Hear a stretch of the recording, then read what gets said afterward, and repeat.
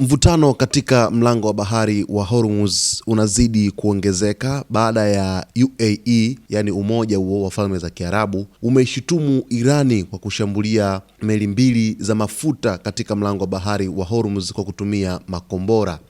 Taarifa inasema umoja wa falme za Kiarabu UAE umeilaani Irani kwa kile ilichokiita shambulio la wazi na la hatari dhidi ya meli zake mbili za mafuta katika mlango wa Hormuz, likidai kuwa lilisababisha kifo cha mfanyakazi mmoja na kujeruhi wengine 8.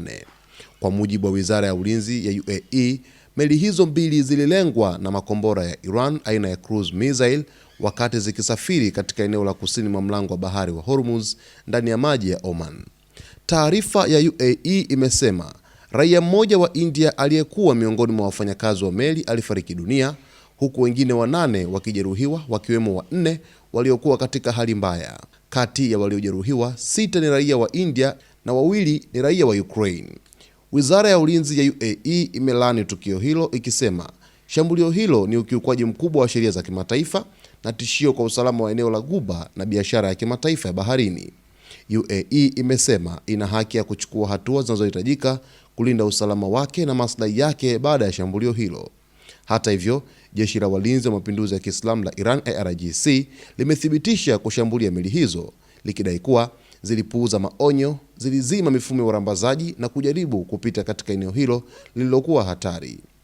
Tukio hilo limeongeza zaidi mvutano katika mlango wa bahari wa Hormuz, njia muhimu inayopitisha sehemu kubwa ya biashara ya mafuta duniani, huku Marekani na Irani zikiendelea kugombania udhibiti wa eneo hilo.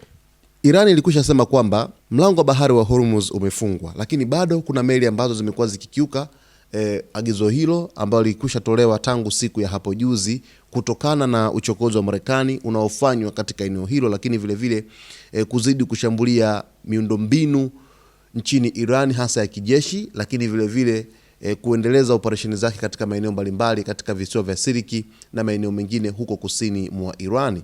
Sasa kufuatia tangazo hilo, Iran imekuwa ikiziwinda meli zote ambazo zimekuwa zikikiuka agizo la kupita katika mlango wa bahari wa Hormuz. Ndio maana hapa Umoja wa Falme za Kiarabu umeishutumu Irani kwa kushambulia meli mbili za mafuta kupita katika mlango huo kwa kutumia makombora.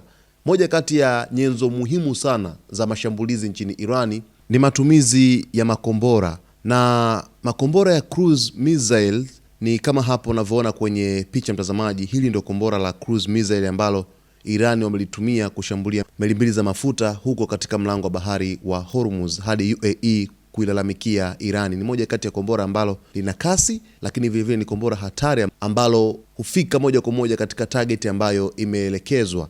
Huo ni utajiri wa Jamhuri ya Kiislamu ya Iran kwenye upande wa kuwa na makombora ya kufanya mashambulizi katika maeneo mbalimbali. Basi mtazamaji wetu, mimi hapa niko kukujuza yote yanayojiri katika anga za kimataifa. Kama bado hujaweza kuungana nasi, basi ni kuombe uweze kusubscribe channel yetu, kulike, kucomment pamoja na kushare.